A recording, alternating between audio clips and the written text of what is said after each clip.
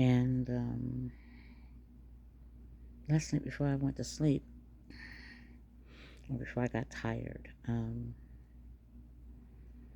something popped up on a YouTube wormhole about Naomi Judd's death. And actually, I never, that I can recall anyway, looked at anything regarding the Judds, and that it's only more this morning that I realized how much I liked them.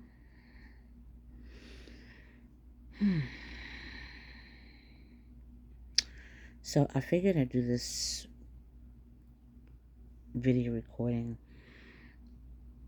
So all day Sunday I spent praising God, song to song to song to song, listening to the Word of God, looking at Pastor Sarah Jakes Roberts, T.D. Jakes' daughter, one of his daughters. And it was a great day. It was a really, really great day. Physically, I didn't feel all that great, but it was a great day. And so when I saw this about Naomi Judd, I wanted to see her story.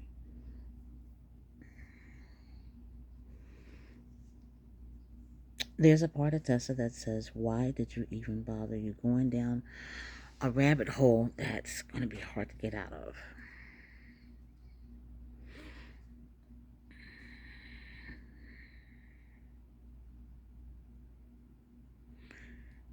She had an exceedingly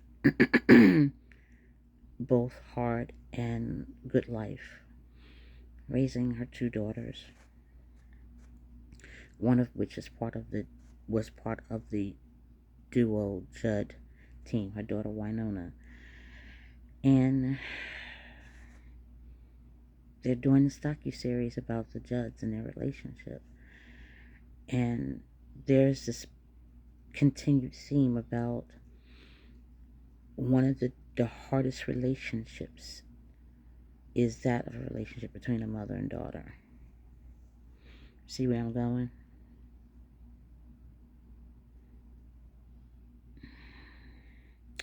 So not only am I thinking about the relationship I had with both my biological mother and my stepmother, but I'm also looking at the relationship that I had with my own daughter. One of the sermons that I watched Sarah Roberts preach, was about curing regrets, and how people oftentimes, they regret something so much they regress, they go back or they stop doing whatever the thing is that caused them distress, to falter, because you don't like that place of vulnerability, you don't like all that came with it. I'm making mention of this in the now because I don't have real words to describe or quantify how shredded my soul feels that I don't have a relationship with either of my children, but more especially my daughter. My son, Gregory, can and has tolerated conversations as long as it's pretty much surface conversations. He'll at least talk to me, and he's respectful. Not so with his sister. It may start off one way, but before half or the entire conversation can be completed, it's already spiraled into the dynamics that I abhor. And it hurts.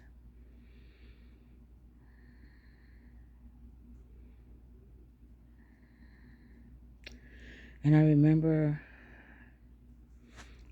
remembering rather, as I sat here watching part one of the Judge docuseries, episode one, whichever, how in my earlier years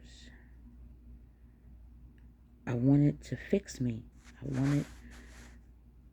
I needed God to fix me, and I desperately, desperately wanted God to use me to be a vehicle to help my family deal with secrets and lies and deceptions. And oh God, that was my goal. That was one of my primary goals.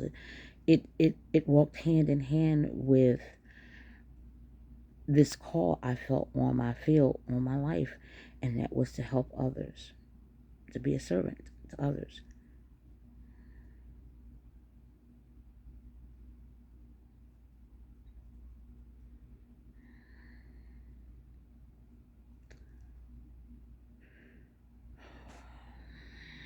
Maybe I'll come back to this, but I'm doing, because I can't write, so I'm doing this video recording because it gives me the opportunity of attempting to express myself verbally, and it is not easy. And while I sat here watching this episode regarding the Judge family dynamics between Naomi, which is the mother, and one of the daughters that the daughter she sang with, Winona, I'm seeing things in the dynamics of their relationship that remind me so much of my own relationship that I had with either my daughter or the relationship that I had with my stepmother. My mother was dead by the time I was 19. Sheena was a year old. But even before she died, we had no relationship. None. Non-existent. On purpose. I didn't call her. I didn't reach out for her. I didn't go look for her. I did none of those things. And that's a story for another day, another time, or maybe not at all, because there is a well of emotions. And I'm at 57. I'd like to believe that I can handle it. But in this very moment, 6:42 a.m., I've spent so many years running and hiding from some truths. And whenever I opened up to share, or at least to getting a place of getting counseling or therapy or whatever, I always run up against this brick wall and can't seem to get any further. And believing me, I've tried. I've tried so many different ways, so many different times, so using so many avenues for self-healing. You would not believe. In 57 years, I started doing this thing back when I was a teenager. I was 15 years old. 15. So you do the math.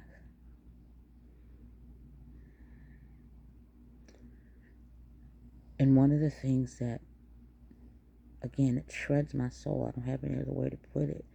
And I know that sounds melodramatic, but when the kids were, Gregory and Sheena were children, I wanted to protect them. I wanted to protect them, and I wanted to shield them, and I wanted to give them information so they'd know how to handle if anything ever happened to them. And my daughter, bless her heart, has spoken of how I traumatized them. And that was never my goal. And for so long, I've been sitting in this sea of regret, and I can't correct it. I can't fix what's already been done. And in my head, I can hear the words. You treat her better than you treat me. You love her better than you love me. And she's referring to as Keisha, Sean's oldest daughter.